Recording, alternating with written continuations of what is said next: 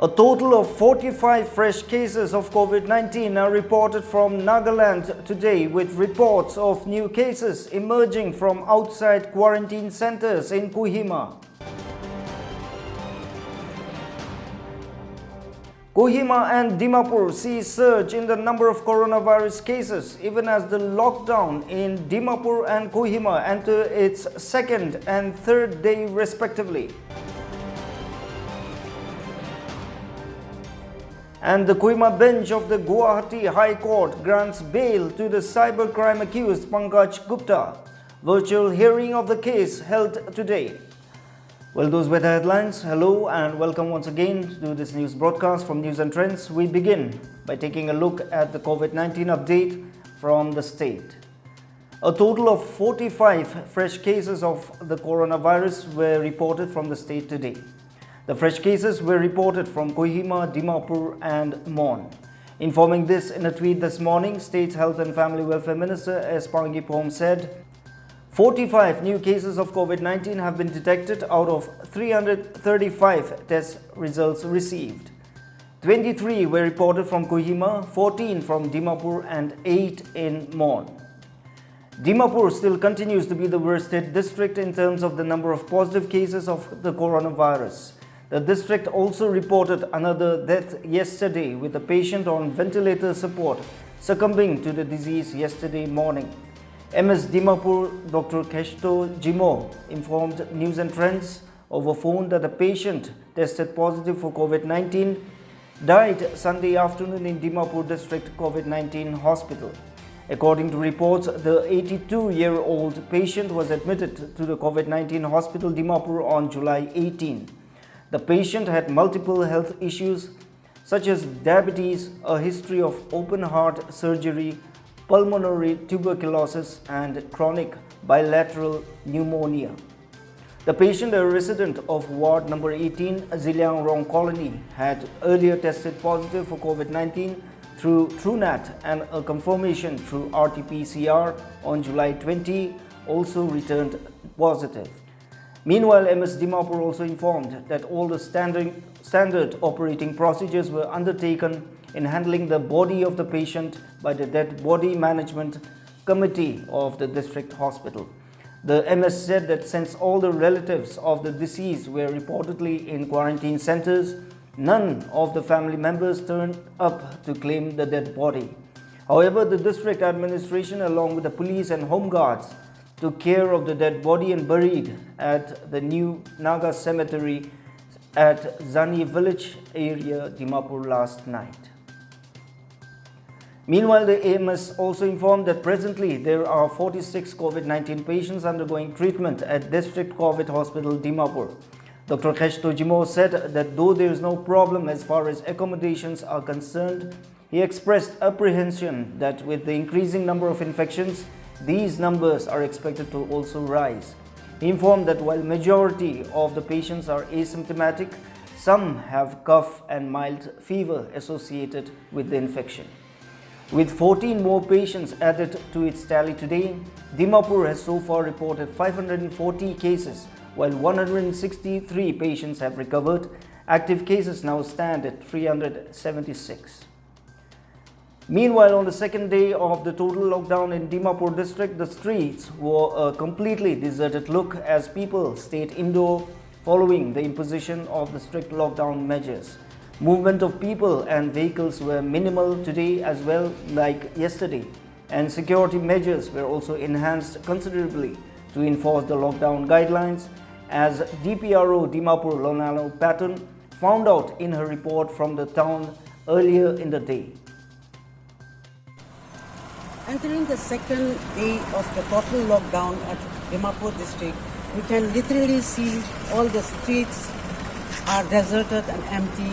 We can see the shops, all the shops are closed, and we can hardly see any movement of pedestrians on the road, and only few vehicular movements, those that are in the exempted category. It may be noted that the Dimapur district task force has decided for imposing total lockdown at Dimapur with effect from 26 July to 2nd August in order to enhance active surveillance and for ensuring comprehensive contact tracing, also for implementation of isolation measures in order to slow down the chain of transmission for containing the spread of COVID-19 contamination.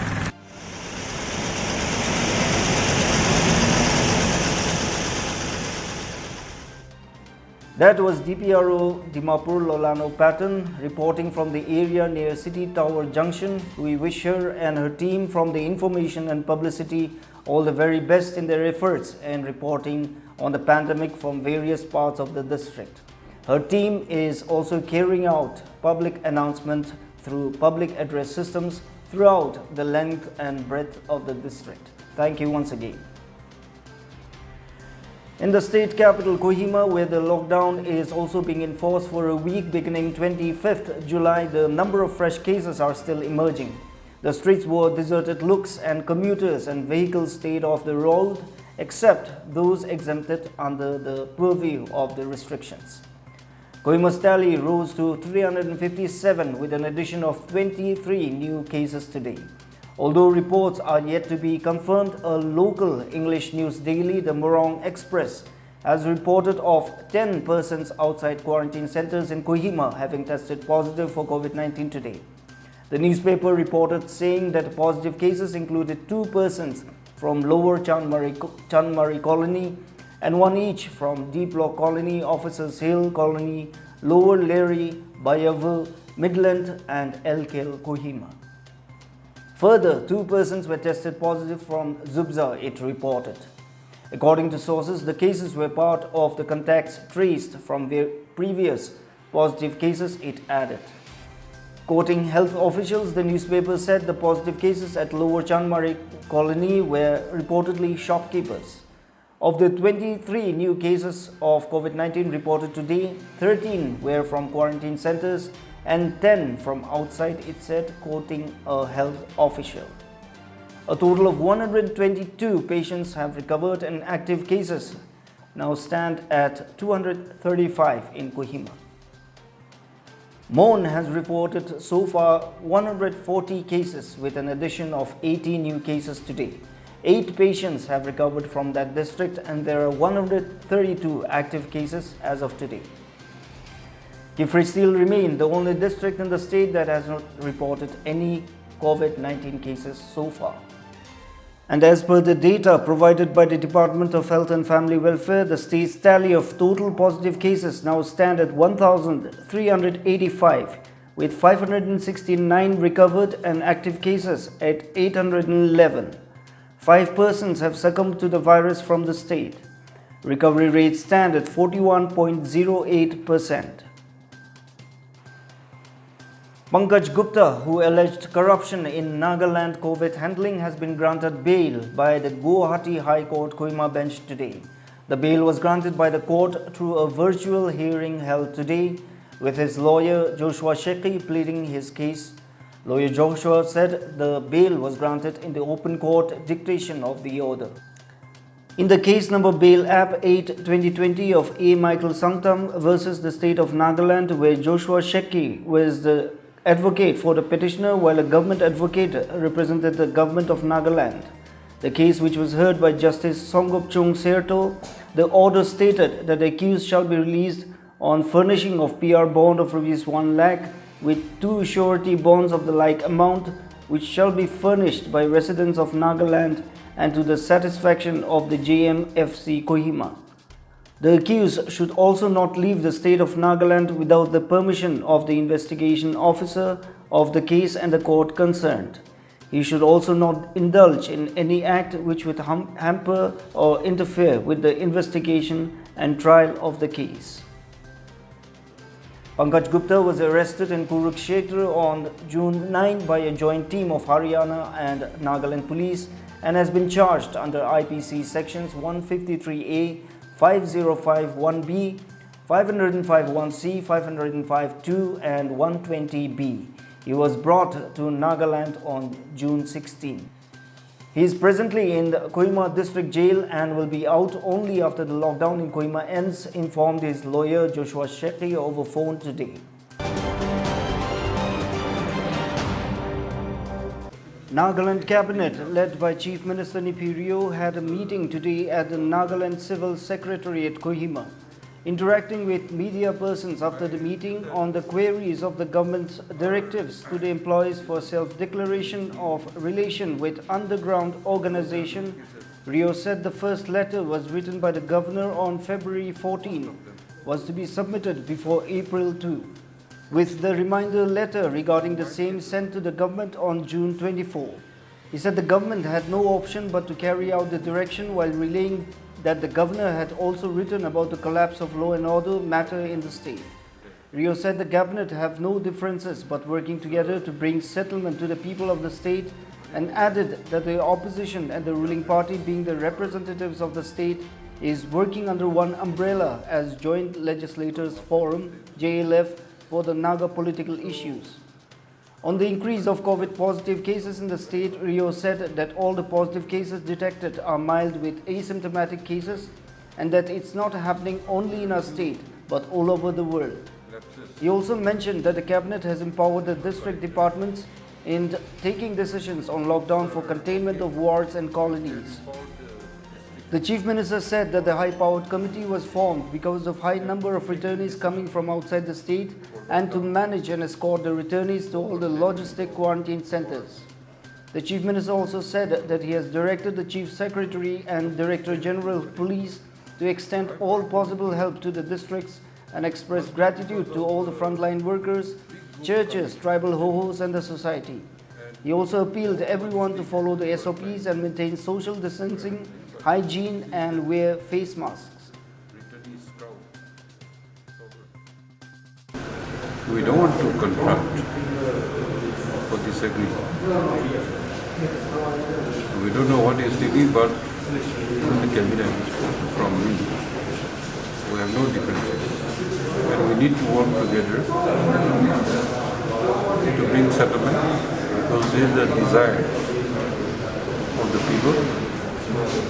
And the state government, being the representative, we, opposition and ruling, came together to join the legislative forum. In this Naga issue, Naga political issue, we have no difference.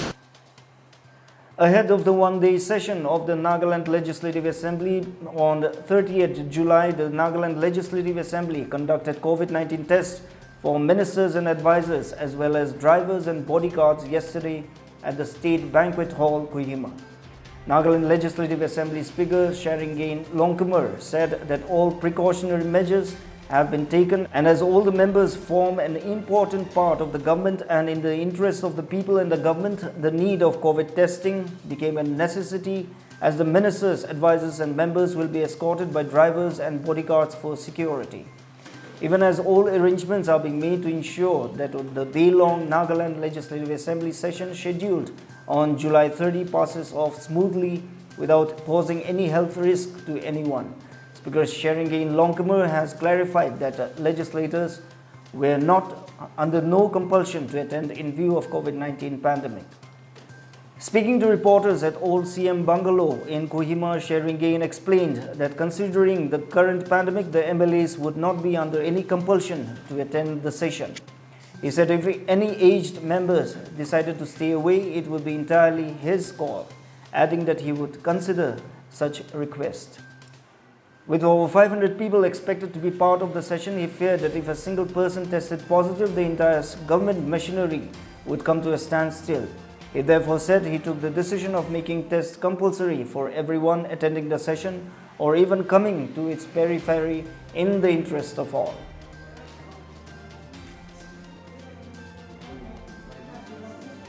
Not rule out, because the situation where we cannot rule out the situation where they are being escorted by security guards and by drivers.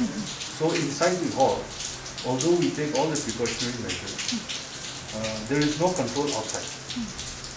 So after the session, if they once they go back, they will still be going back.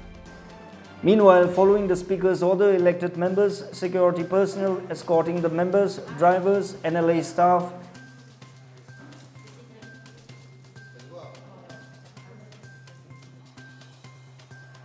and with that, we come to the end of this news broadcast. Do subscribe to us on the YouTube channel and also follow us on Facebook page and Twitter as well, and stay updated with the latest from across the world, the country, the region, and from the state as well. Meanwhile, stay safe, practice safe health hygiene, and maintain social distancing wherever you are. But most importantly, take good care of yourself. Thanks for watching.